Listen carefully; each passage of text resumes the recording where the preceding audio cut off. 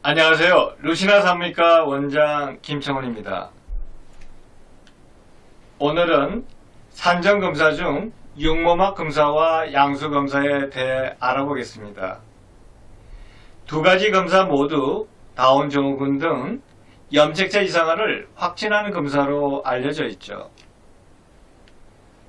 임신을 하게 되면 제일 걱정되는 부분이 기형아를 낳지 않나 하는 것일 것입니다. 최근에는 결혼과 임신이 늦어지고 환경오염과 약물 복용 등 여러가지 원인으로 점차 기형아 출산은 늘어나고 있는데요. 기형아 출산에 대해 두려워하면서도 정작 이에 대한 예방과 대책은 세우지 않고 있죠. 그래서 임신을 하면 조기 진단과 유전 상담을 통해 건강하고 똑똑한 아기를 낳기 위한 노력은 해야 합니다. 그 중에서 아기를 출산하기 전에 진단할 수 있는 기형아 검사로는 크게 다운 증후군 등의 염색체 이상화와 신경관 결손과 심장기형 등의 구조적 기형이 있습니다. 따라서 오늘은 다운 증후군, 에드워드 증후군 등 염색체 이상화를 확진하는 육모막 검사와 양수 검사에 대해 자세히 알려드릴까 합니다. 양수 검사와 육모막 검사는 태아에게 해가 될 수 있는 침습적 검사로 꼭 필요한 경우에만 하게 되는데요. 따라서 다운 증후군 등 염색체 이상화나 신경관 결손 등 위험성이 높은 경우에만 하게 되죠. 일반적으로 나이가 들면 유산과 기형아 발생률이 늘어나며 특히 다운 증후군은 출산 시 나이가 만 35세일 때 발생률이 250대 1 정도 된다고 알려져 있습니다. 만 35세부터는 염색체 이상화 발생률이 급속히 증가하게 되는데요. 그래서 다운 증후군 발생 빈도가 250대 1 정도 이상 발생할 확률이 있는 경우를 고위험군이라 하죠. 고위험군에 속하는 임신부로는 첫째로 35세 이상의 고령 임산부인 경우, 둘째는 이전에 다운 증후군, 에드워드 증후군 등 염색체 이상화나 선천성 기형아를 분만하셨던 경우, 그리고 셋째로는 본인이나 남편 집안에 정신 박약아나 선천성 기형 환자가 있었던 경우이며, 마지막으로 반복하여 자연유산을 했거나 이전에 사선을 한 경우 등이 해당됩니다. 하지만 이런 분들에게만 다운 증후군이 태어나는 것이 아니고 약 80%는 이런 고형군이 아닌 산모에게서 태어나기 때문에 침습적 검사를 해야 하는 대상자를 가려내기 위한 선별검사가 필요한 거죠. 선별검사로는 1차 기형아 혈액검사와 목뒤 투명대 검사, 그리고 2차 기형아 혈액검사 및 리포터 검사 등이 있습니다. 따라서 양수검사 같은 침습적 검사를 하는 경우는 처음부터 고위험군인 앞서 말한 4가지 경우와 그리고 선별검사상에서 고위험군으로 나온 경우입니다. 먼저 임신 11주에서 13주 사이에 하는 육모막 검사부터 알아보겠습니다. 육모막 검사법은 영어로는 콜리오닉 빌라이 샘플링이라고 하며 말 그대로 육모를 채취해서 태아의 염색체를 분리해 태아의 유전자와 염색체 상태를 알아보는 검사법입니다. 육모는 작은 손가락 돌기 모양의 융기를 가진 초기 태반을 말하는데요. 육모는 수정란에서 형성되기 때문에 태아와 발생 기원이 같아 이 육모를 이용하여 태아의 염색체와 유전자를 분리해 기형아 여부를 판단할 수 있는 거죠. 육모막 검사는 비교적 이른 임신 주수인 10주에서 13주 사이에 하는 검사이지만 가장 적당한 시기는 10주입니다. 또한 육모세포는 양수검사보다 세포가 빨리 자라 염색체나 유전인자에 대한 결과를 빨리 볼 수 있지만 유산율이 높다는 단점이 있습니다. 육모막 검사는 두 가지 방법으로 육모 채취를 하는데요. 하나는 질로 자궁 경부를 통한 방법이 있고, 다른 하나는 폐를 통해서 육모를 채취하는 방법이 있습니다. 태반의 위치, 자궁의 굽어진 정도, 의사의 숙련도에 따라 방법이 정해지게 되죠. 기본 검사 방법은 산모가 진찰되어 누운 자세에서 초음파를 통해 태아와 태반의 위치를 확인합니다. 그런 다음 초음파 가이드 하에 자궁문을 통해 가는 플라스틱 대롱을 자궁 내 육모에 넣어 소량의 육모를 채취한 다음 채취된 육모 조직을 배양합니다. 일주일 배양하고 염색체 핵형을 분석하여 염색체 이상 혹은 단일 유전 인자 질환을 진단하는 방식으로 이루어집니다. 육모막 검사에는 장단점이 존재하는데, 우선 장점은 임신 초기에 할 수 있어 염색체 이상화가 나왔을 때 비교적 간단한 방법으로 치료적 유산을 할 수 있다는 점입니다. 단점은 양수검사보다 두세 배 정도 태아 손실률이 높고, 임신 15주에서 20주 사이에 하는 산모 혈액 알파 태아 단백 검사가 비정상적으로 나왔을 때 양수검사를 다시 해야 하는 이중 부담이 있다는 거죠. 육모 검사에 따른 위험은 약 1%로 유산율, 감염, 출혈이 있으며 너무 임신 초기에 할 경우 경이 유발될 수 있습니다. 다음으로 양수검사에 대해 알아보도록 하겠습니다. 우선 양수검사는 임신 15주에서 20주 사이에 하는 검사로 외래에서 간단히 할 수 있는 산전 진단검사입니다. 양수란 자궁 안에 태아를 둘러싸고 있는 양막, 이 양막 안에 있는 액체를 가리키는데요. 이 양수 안에는 태아의 피부세포와 태아가 만들어낸 여러 항물질이 들어있어 이 양수를 채취해 양수 속에 들어있는 태아세포를 배양한 후 세포학적, 유전학적 염색체 검사를 하게 됩니다. 태아의 염색체 질환을 진단하는 검사로 정확도는 99% 이상이기 때문에 그 전에 혈액기형아 검사나 태아 목덜미 투명대 검사에서 이상이 있었더라도 이 결과가 정상이면 안심해도 됩니다. 비교적 간단한 검사로 실제 주사 맞는 정도의 아픔 외에 큰 불편함은 없지만 심리적인 부담이 동반되는 검사인데요. 아무래도 자궁 속으로 바늘이 들어가기 때문에 태아에게 영향을 줄 수 있다는 두려움과 정신적 긴장감 때문이겠죠. 따라서 양수검사에 대해 정확히 알아야 막연한 두려움과 공포를 극복하는 데 도움이 됩니다.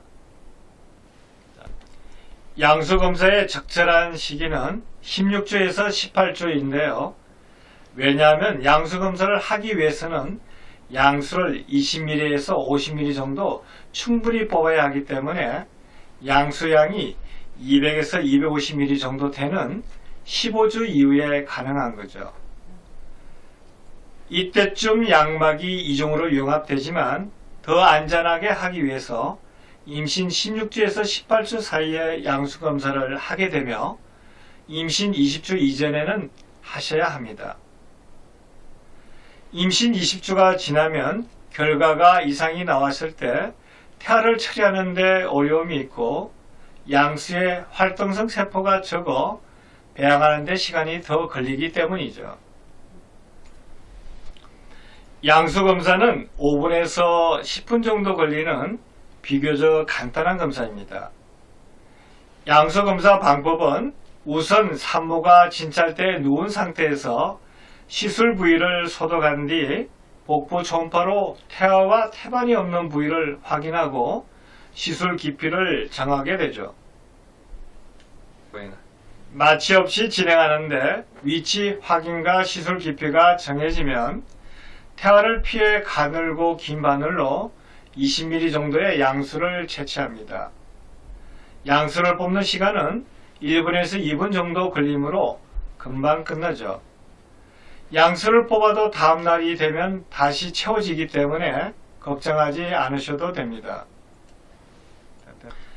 임신 16주 경에는 양수 1ml에 12,000개의 세포가 있지만 그중 6개 세포만 살아있는데요. 따라서 양수 20ml를 채취하면 살아있는 세포는 대략 120개 정도이죠. 그래서 살아있는 세포를 배양하여 수가 많아진 후 염색체가 잘 보이는 세포만 검사에 사용하게 됩니다. 세포를 배양할 때 태아의 염색체 46개를 다 관찰하기 때문에 세포 배양을 위해 2주간의 시간이 필요합니다.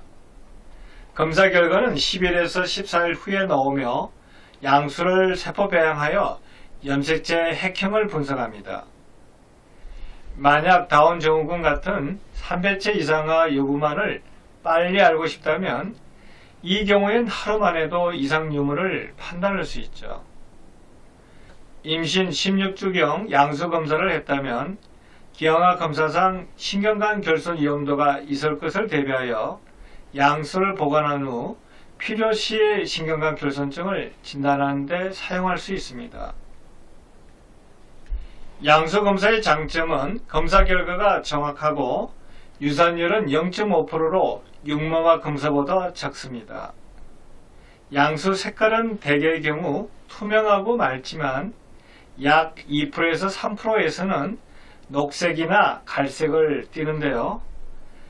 이는 혈구가 양수로 나오면서 파괴되어 색깔 변화에 영향을 준 것으로 보죠. 이 양수 색깔이 탁하면 배양 성공률이 낮고 유산 실패율이 조금 높아집니다. 양수 검사 후에 생길 수 있는 합병증은 양막 파열이나 오염된 바늘에 의한 염증, 조기 진통, 유산 등의 경우가 있지만 그런 확률은 300분의 1로 비교적 안전한 편입니다. 양수 검사를 하신 후 병원에서 30분에서 1시간 정도의 안정을 취하셔야 하는데요.